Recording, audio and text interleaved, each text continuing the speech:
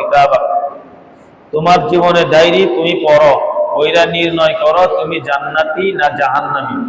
তোমার হিসাবের জন্য তুমি যথেষ্ট।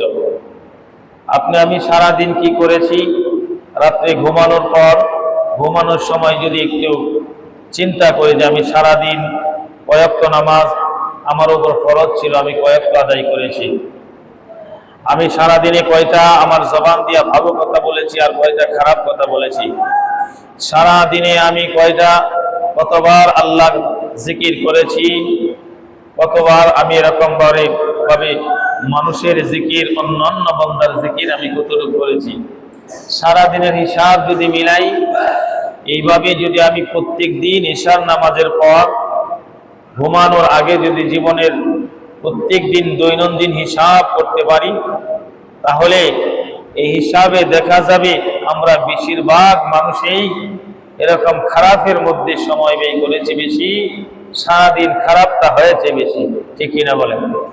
সারাদিন দেখা যাবে আমি সারাদিন অবহেলায় যে সময়টার ভিতরে আমি জিকির করতে পারতাম, এই সময়টা বন্ধুদের আড্ডায় বসে আমি চুগলখুরি করেছি, মিথ্যাচার করেছি, পরনিন্দা করেছি, এইগুলো গীবত শেখায়াত এইগুলো করেছি।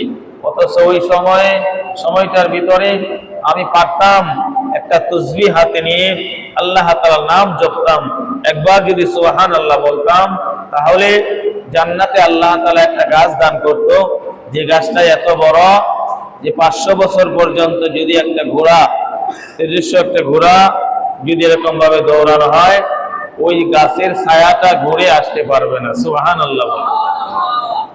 এমন একটি গাছ একবার সুবহানাল্লাহ বললে আল্লাহ তাআলা দান করবেন, যে গাছের মধ্যে ফল হবে কিন্তু ফল শেষ হবে না।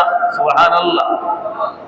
দুনিয়ার গাছের মধ্যে ফল হলে তো ফল একটা আমি এরকম ভাবে গাছ থেকে উঠিয়ে নিলাম, দেখা যায় ওই ফলটা গাছের মধ্যে কমে গেল। কিন্তু বন্ধু,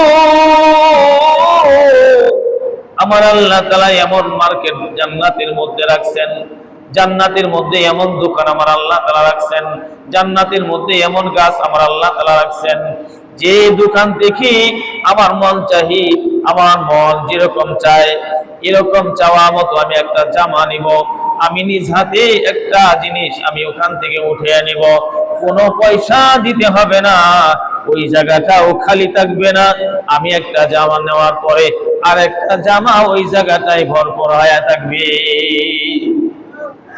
গাছের ডালা থেকে আমি একটা আম পারলাম, জান্নাতের গাছগুলো এমন আম আমি পেরেছি, দুনিয়ার গাছ থেকে গাছ শূন্য হয়ে গেছে, কিন্তু জান্নাতের গাছ থেকে যত ফল আমি পারবো তত ফল জান্নাতের ওই গাছের মধ্যে থাকবে। সুবহানাল্লাহ। শূন্যতা নাই জান্নাতের ভিতরে, আপনি একটা জিনিস নিবেন ওই জায়গার ভিতরে আর এরকম আরেকটা জিনিস এসে ওখানে বসে যাবে। সুবহানাল্লাহ। ওই জান্নাতে যাবে কারা? যারা দুনিয়ার জমিনে জবানের হেফাজত করবে, যারা নামাজের আযানের আওয়াজ যখন শুনবে হাইয়া আলাস সালাহ, নামাজের দিকে দৌড়াবে, ওই সমস্ত মানুষের জন্য আমার আল্লাহ তাআলা জান্নাত রাখছেন। সুবহানাল্লাহ। পয়গম্বর বলেন, দুইটা জিনিসের ওয়াদা যদি তোমরা করতে পারো, দুইটা জিনিসকে যদি হেফাজত করতে পারো, আমি পয়গম্বর জান্নাতে নেওয়ার জিম্মাদারি আমি নেব। সুবহানাল্লাহ। কয়টা জিনিস? দুইটা। বলেন কয়টা? নবীজি বলেন দুইটা জিনিস তোমরা কন্ট্রোলে রাখবে, আমি নবী তোমাদের জান্নাতের নেওয়ার জন্য, জান্নাতে যাওয়ার জন্য আমি নবীজি তোমাদেরকে গ্যারান্টি দিব, আমি তোমাদেরকে জান্নাতে পৌঁছানোর জন্য আমার সাধ্য অনুযায়ী আমি চেষ্টা করে তোমাকে জান্নাতে পৌঁছে দিব, জান্নাতের জিম্মাদারি আমি নবী নিব। সুবহানাল্লাহ। বলে দুইটা জিনিস, দুইটা পয়গম্বর বলেন দুইটা জিনিসের কন্ট্রোল যদি তোমরা করতে পারো, এক নাম্বার জবান। এক নাম্বার কি? জবান। বলেন এক নাম্বার কি? মুখ দিয়া যা ইচ্ছা তাই বলে ফেলি, এই কন্ট্রোলটা যদি করতে পারি, আমার জবানের যদি আমি বাক শক্তিকে কন্ট্রোলে নিয়ে আসতে পারি, যাই কিছু আমি কানে শুনি না কেন আমার জবান দিয়ে আমি উচ্চারণ করব না, কারণ পয়গম্বর বলেছেন জবানের হেফাজতকারী যদি আমি হই, আমার নবী জান্নাতের জিম্মাদার হবে। সুবহানাল্লাহ। জবানে যা ইচ্ছা তাই আপনি বললেন, এই বলাটাকে যদি ব্রেক লাগাই দিতে পারেন, জবানে যদি লাগাম লাগাই দিতে পারেন, এমন কথা আমি বলে ফেলি যেগুলো মানুষের কষ্ট পায়, এমন কথা জবান দিয়ে আমি উচ্চারণ করব না। আমি একটা কথা বলার আগে 100 বার আমার চিন্তা করার দরকার। একটা কথা বলার আগে আমার এরকম ভাবে এই হাদিসের প্রতি খেয়াল রাখা দরকার যে আমার নবী যে বলেছেন আমি যদি জবানের হেফাজতকারী হই, নবী আমার জান্নাতের জিম্মাদার। সুবহানাল্লাহ বলেন। এটা তো কোনো কঠিন ব্যাপার না। আমার জবানে আমি কথা বলবো না, জবানে যে কথাটাই আমি বলবো অনেক চিন্তা ভাবনা করে তারপরে বলবো। যদি বলতে পারি, এই গ্যারেন্টি যদি আজকে থেকে আপনি জবানের মধ্যে লাগাম লাগাইতে পারেন যে আমার এই জবান দিয়ে আমি যা ইচ্ছা তা বলবো না, এমন কথা বলে ফেলি এরকম ভাবে মুসল্লি কষ্ট পায়, এমন কথা আমি বলি মসজিদের ইমাম কষ্ট পায়, এমন কথা আমি বলি আমার বন্ধু কষ্ট পায়, এমন কথা আমি বলি আমার বিবি কষ্ট পায়, এমন কথা আমি বলি আমার ভাই কষ্ট পায়, এমন কথা আমি বলি প্রতিবেশী কষ্ট পায়, এমন কথা আমি বলি যেটা সমাজ কষ্ট পায় যে এই মানুষটা এমন একটা কথা বলতে পারলো। এই জবানটাকে লাগাম লাগাইতে হবে, জবান কন্ট্রোলে আনতে হবে। যা ইচ্ছা জবান দিয়া তা বাহির করা যাবে না, উচ্চারণ করা যাবে না। যদি করতে পারেন, নবীজি বলেন তোমার জান্নাতের জিম্মাদারি আমি নবী নিলাম। সুবহানাল্লাহ বলেন। কঠিন বিষয় তো না, কঠিন তো বিষয় না এটা। নাম্বার 2 পয়গম্বর বলেন জবানের হেফাজতের পরে বান্দা তুমি যদি লজ্জাস্থানের হেফাজত করতে পারো, তোমার যৌবনের হেফাজত যা তোমার মন চাইলো তা তুমি করে ফেললা এমনটা নয়। 2 চুলের মাঝখানে যে জিহ্বা, এটার হেফাজত নবীজি হাদিসে বলেন 2 রানের মাঝখানের হেফাজত, এই 2টা হেফাজত যদি করতে পারো, অর্থাৎ জিনা থেকে যদি আমার লজ্জাস্থানের হেফাজত যদি আমি হেফাজতকারী হই, তাহলে পয়গম্বর বলেন তোমার জান্নাতের জিম্মাদার আমি নবী। সুবহানাল্লাহ বলেন। ইসলামে তো জায়েজ করেছে, একটা বিবাহ করো, 2টা করো, 3টা করো, 4টা পর্যন্ত জায়েজ আছে। ইসলাম বলতেছে হে যুবকেরা তোমরা বিবাহ করো। বুখারী শরীফের হাদিস, নবীজি বলেন ও যুবকরা, ইয়া আইয়ুহাস শাবাব, শাবাব মানে হলো যুবক, ও যুবকের দল শোনো, তোমরা বিবাহ করে নাও। লম্বা হাদিস, নবীজি বলেন। এবার নবীজি বলতেছেন বিবাহ করো। নবীজি হাদিসের মধ্যে বলে দিয়েছেন বিবাহ করার জন্য কি কি শর্ত আছে। নবীজি বলেন তোমার বিবিকে রাখার জন্য, একটা পর্দানিশী ভাবে রাখার জন্য সেই ব্যবস্থাপনা তোমার করা লাগবে। তুমিও বাবার হোটেলে খাচ্ছ, আরেকজনকে বিবাহ করে এনে বাবার হোটেলে উঠে দিবা, এটা ইসলাম সমর্থন করে না। নবীজি হাদিসে বলেন যুবকেরা বিবাহ করে নাও, যৌবন আছে কিন্তু টাকা নাই। নবীজি বলেন যুবকেরা তোমরা রোজা রাখো। সুবহানাল্লাহ বলেন। নবীজি বলেন যৌবনের চাহিদা, বিবাহ করার উত্তেজনা তোমার ভিতরে আছে কিন্তু অর্থ নাই। নবী বলেন তোমার দ্বারায় তোমার বিয়া নাই, তোমার কাজ হইল রোজা রাখো আর আল্লাহ দরবারে সাহায্য চাও আর কামাই রুজি করো। যে ব্যক্তি লজ্জাস্থানের হেফাজতকারী হবে, স্বামী আমার বিদেশে চলে গেছে, আমি আমার স্বামীর সম্পদ যেমনি ভাবে দেখে রাখার হক আমার উপরে, আমার সতীত্ব ধরে রাখারও হক আমার উপরে, এটা স্বামীর আমানত, এটা আমি খেয়ানত করব না। আজকে কি হয় সমাজে, কি হয় এলাকায়, কি হচ্ছে আমাদের দেশে, এগুলো সব আমরা জানি।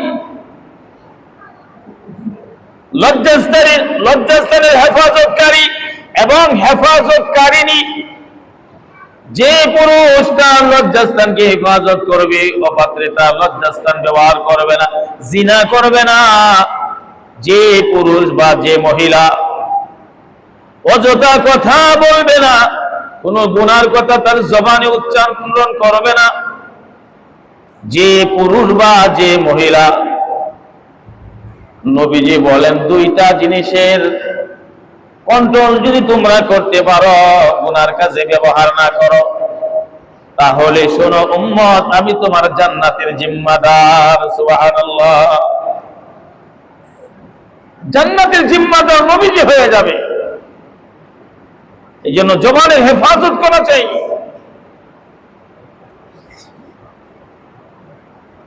দুইটাকে হাসরের ময়দানে প্রত্যেকটা মুমিনের উপরে হবে। এক নাম্বার হলো আল্লাহর হক সম্পর্কে।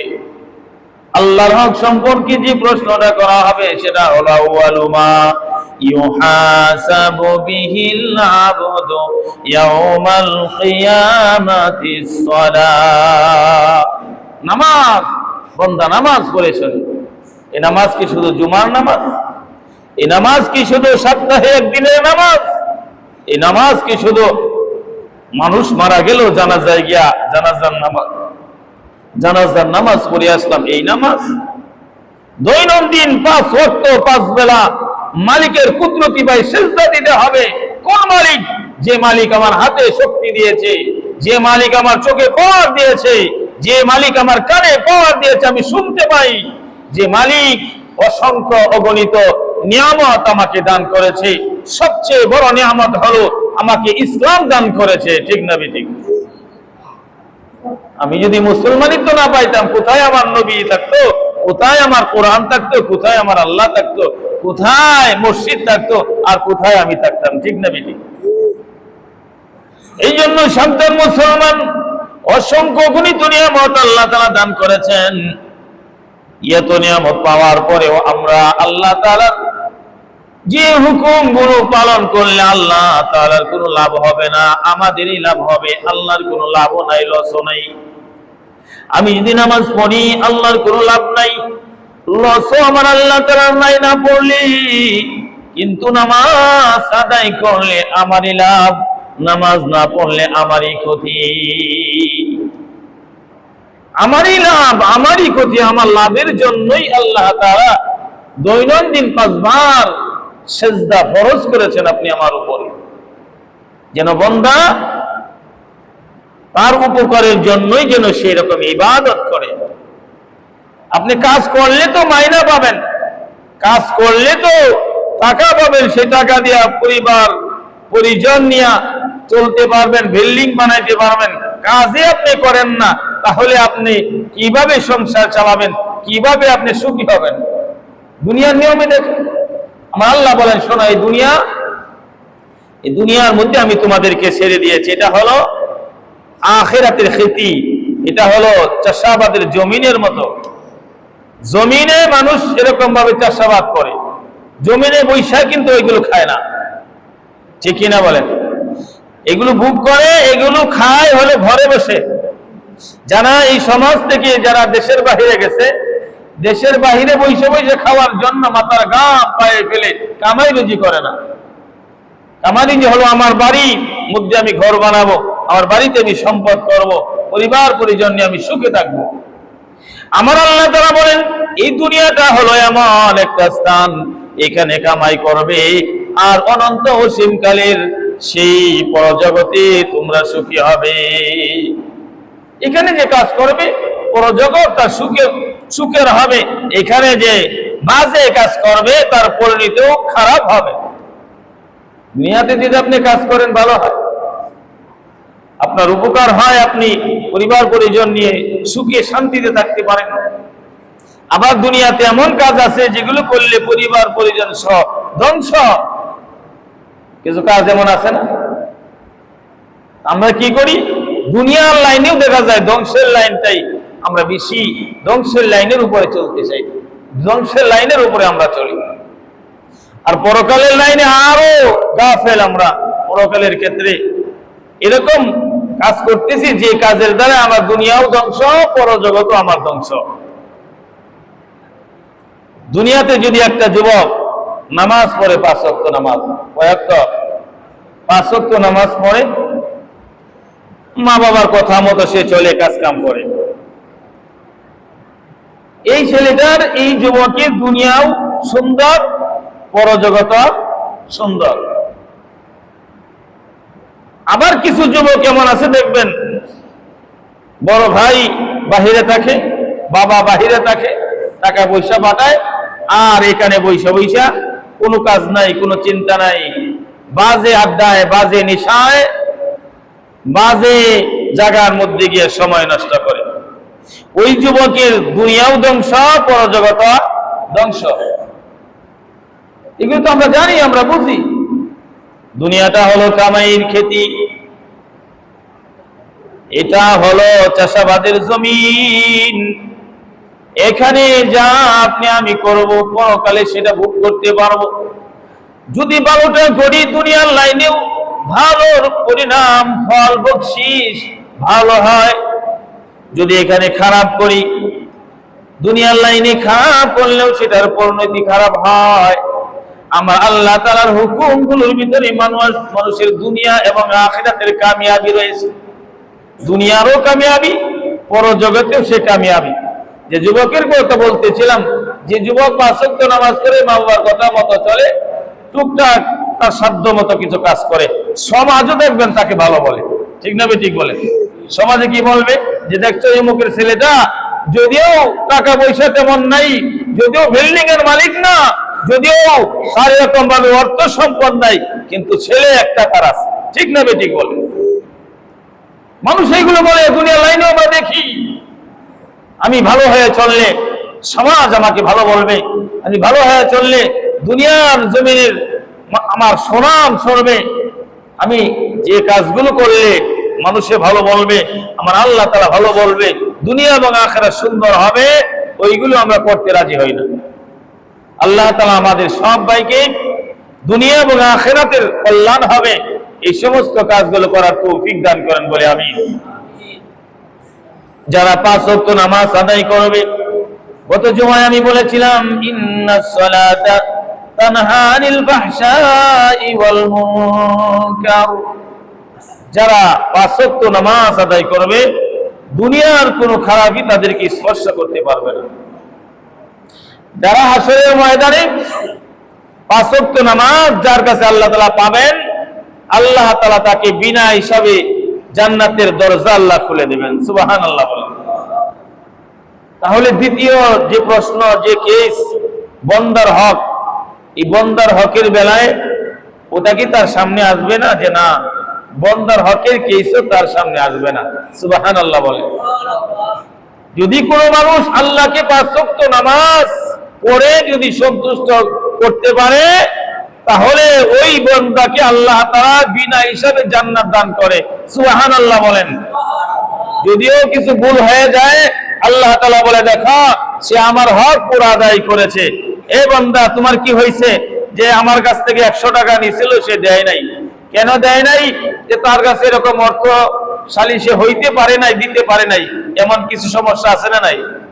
একটা আছে যে আপনার থেকে টাকা নিয়েছে, নেওয়ার পরে সে অনেক ধনী হয়ে গেছে, ধনী মানুষ, দেওয়ার মতো সামর্থ্য আছে, সে দিল না, এটা হলো একটা ব্যাপার। আর একটা হলো আপনার থেকে 100 টাকা নিল, নেওয়ার পরে ওই লোকটা গরিব, দিতে আর পারলো না, এমন অবস্থায় 5 ওয়াক্ত নামাজ নিয়ে সে কবরে গেছে।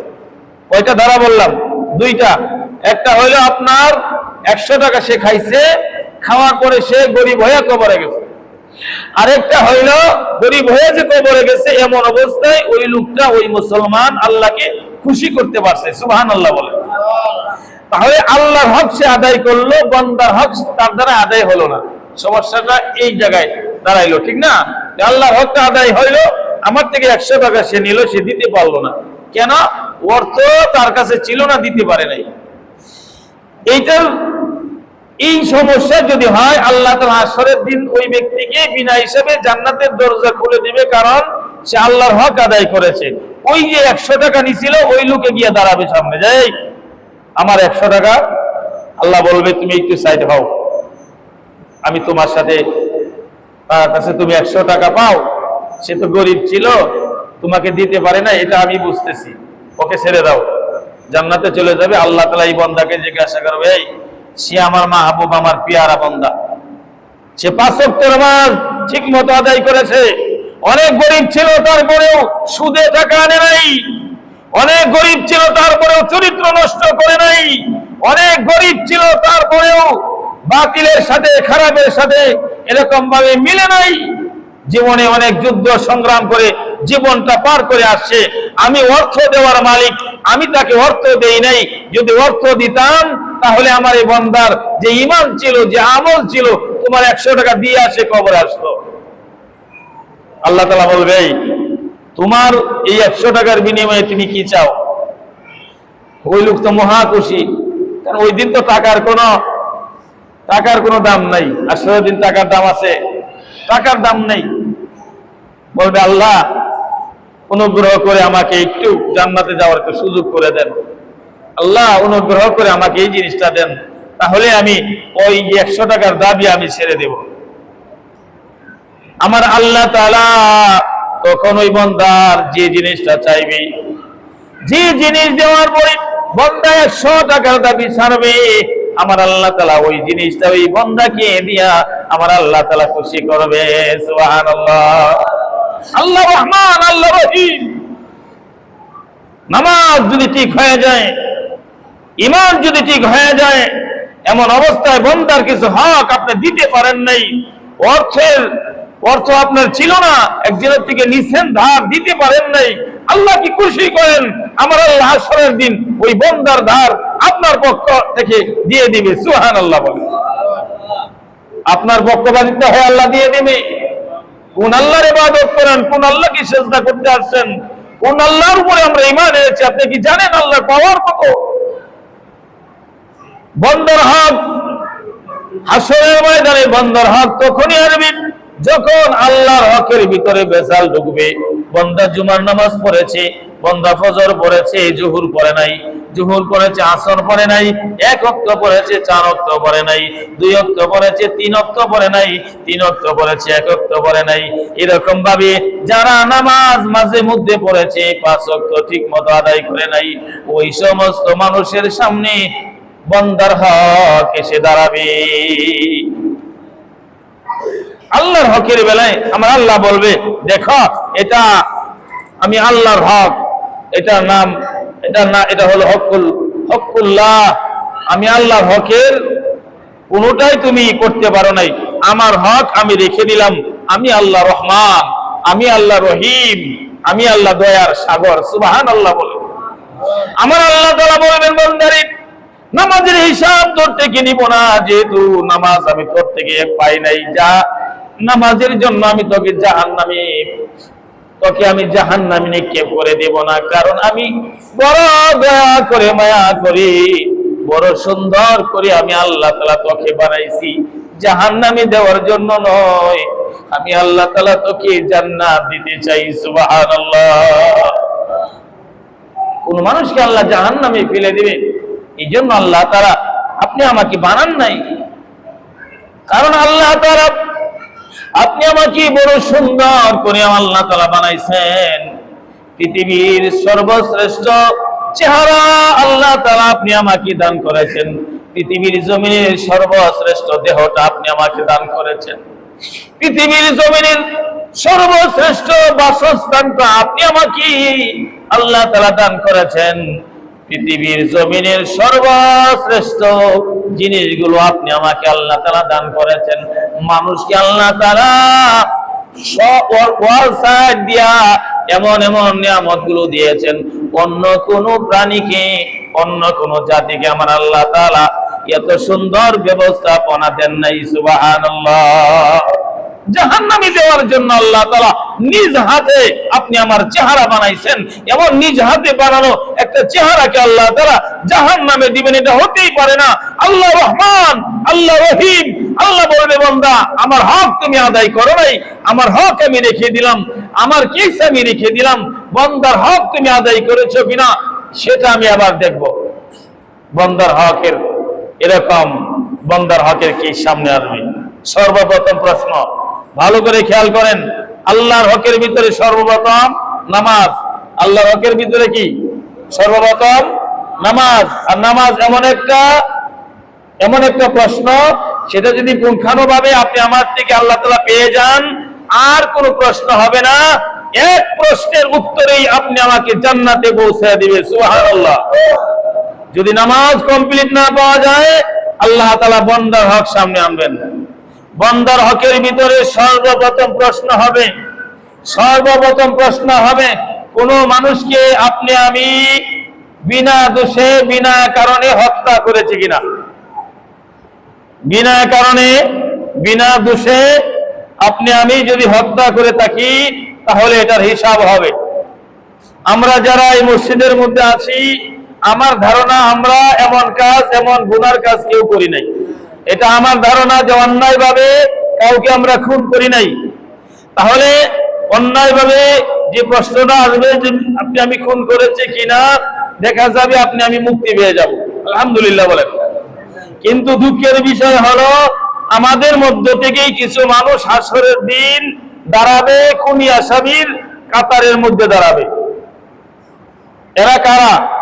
এরা হলো ওই সমস্ত মা বাবা যারা গর্ভে সন্তান আসার পরে ট্যাবলেট খাওয়ায়, এরকম সিজারের মাধ্যমে বাচ্চা নষ্ট করেছে। হাসরের ময়দানে ওই মা, ওই বাবা, দাদাও যদি সেটাকে সমর্থন করে, নানাও যদি সমর্থন করে, দাদিও যদি সমর্থন করে, নানিও যদি সমর্থন করে, এই মানুষগুলো সব খুনি আসামির কাতারে দাঁড় হবে। এরা খুনি আসামি বলে প্রমাণিত হবে। এবার চিন্তা করেন, যদি এমন কিছু গুনাহ আপনি আমার দ্বারায় থাকে। মেয়ে ফোন করে বলেছে যে বাবা, তোমার জামাই বলেছে সন্তান না নিলে, সন্তান তো পেটে আসছে, সন্তানটা নষ্ট করে দিতে চায়, না হয় আমার জন্য বড় খারাপই হবে।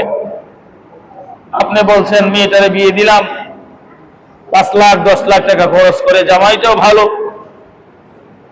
একটা বাচ্চার জন্য নষ্ট হয়ে যাবে তার পরিবারটা, এরকম তার সংসারটা নষ্ট হয়ে যাবে।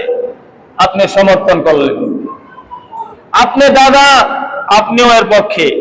আপনি দাদি, আপনিও এর পক্ষে। আপনি নানি, আপনিও এর পক্ষে।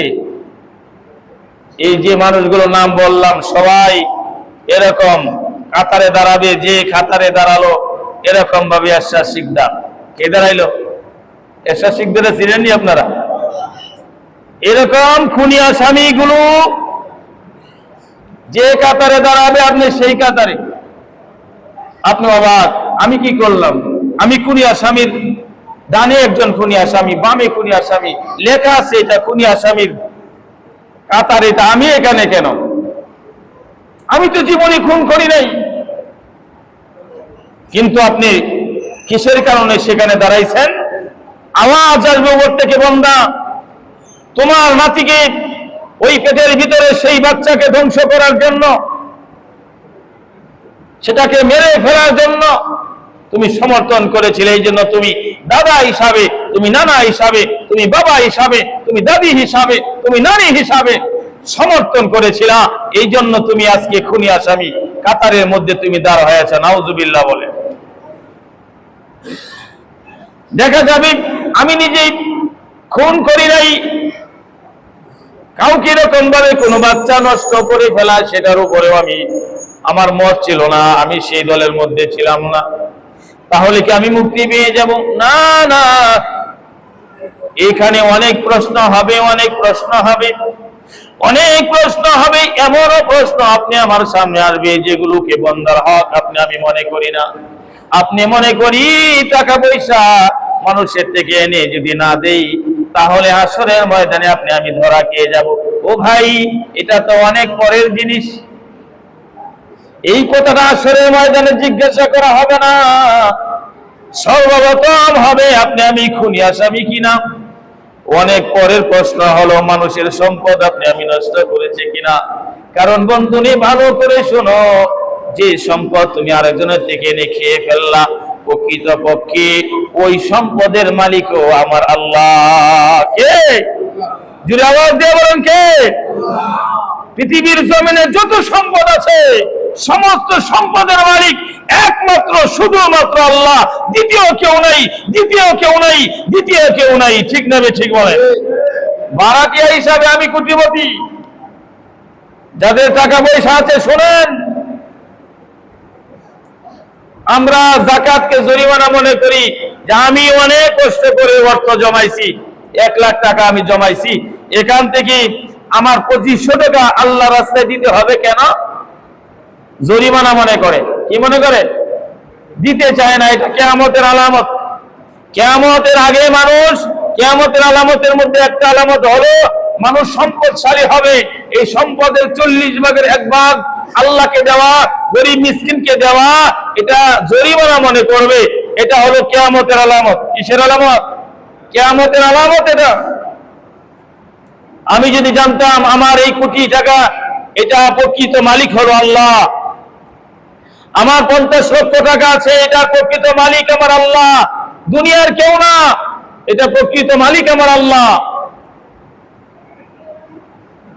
যদি কোনো মানুষ আপনার থেকে টাকা নিয়ে টাকা না দেয়, এই প্রশ্নও করা হবে ওই লোক যদি আল্লাহকে খুশি করে যেতে পারে, যদি গরিব হয়, তাহলে আল্লাহ তাআলা নিজ তহবিল থেকে তাকে সেটা দান করে দিবে, সেটার বেজাল মিটিয়ে দিবে। সুবহানাল্লাহ বলে। অর্থটা আপনার কাছে আসছে, এটা আল্লাহর অনুগ্রহে আসছে। আমি এক জুমায় বলেছিলাম, আপনি অর্থশালী হয়েছেন এটা মেধার জোরে নয়, আপনি অর্থশালী হয়েছেন শিক্ষিত হওয়ার জোরে নয়, আপনি অর্থশালী হয়েছেন গায়ের জোরে নয়, আপনি অর্থশালী হয়েছেন একমাত্র আমার আল্লাহ তাআলার অনুগ্রহের কারণেই আপনি অর্থশালী হয়েছেন, কোটি টাকার মালিক হয়েছেন। এমন মানুষ এই বাংলার জমিনে আছে নাম লিখতে পারে না, কোটি টাকার মালিক আছে না নাই? টাকা পয়সার কোনো হিসাব নাই। আরেকজন বিএ পাস করে রিক্সা চালায়, আছে না নাই? গায়ে অনেক শক্তি, একটা টাকাও বাড়িতে এরকম ভাবে একটা ঘর নাই, বৃষ্টি আসলে পরে ফ্যামিলি সহ সবাই ভিজে, গায়ে অনেক শক্তি। কিন্তু আরেকজন একবারে মরে মরে ভাব, এরকম মানুষ দেখা যায়, টাকার অভাব নাই। তাহলে কি বুঝলাম? শক্তিশালী হইলেই অর্থের মালিক হওয়া যায় না। তারপর কি বুঝলাম? যে আমি যে শিক্ষিত হয় আমি কোটি টাকার মালিক হয়ে যাব, এটাও সম্ভব না। যদি বলি দিনে রাতে পরিশ্রম করে আমি কোটিপতি হব, এটাও সম্ভব না। অনেক এরকম ভাবে বুড়া মানুষগুলো বার্ধক্যে পৌঁছে গেছে, এমন দেখবেন রিক্সা চালক দিনের বেলাও কাজ করে, রাত্রের বেলাও গিয়ে এরকম অটো নিয়ে রিক্সা নিয়ে শহর বন্দরে দেখা যায়। ঠিক না ঠিক? তাহলে যদি পরিশ্রম করলে মানুষ অর্থশালী হইতো, তাহলে ওই মুরব্বী বাবা যাকে দেখলে চোখের মধ্যে পানি চলে আসে, বাবার বয়সের, দাদার বয়সের ওই মানুষটা কেন অর্থশালী হইতে পারলো না? ও ভাই, তাহলে বোঝা গেল পরিশ্রম করলে মানুষ টাকার মালিক হয় না। অর্থ, টাকা এরকম ভাবে ধনী একমাত্র আল্লাহ বানান। কে বানান? জোরে আওয়াজ দিয়ে বলেন কে? আল্লাহ তাআলা অর্থ দান করেন। এই জন্য অর্থকে, যাদের কাছে অর্থ আছে, আপনি এটাকে জরিমানা মনে করবেন না।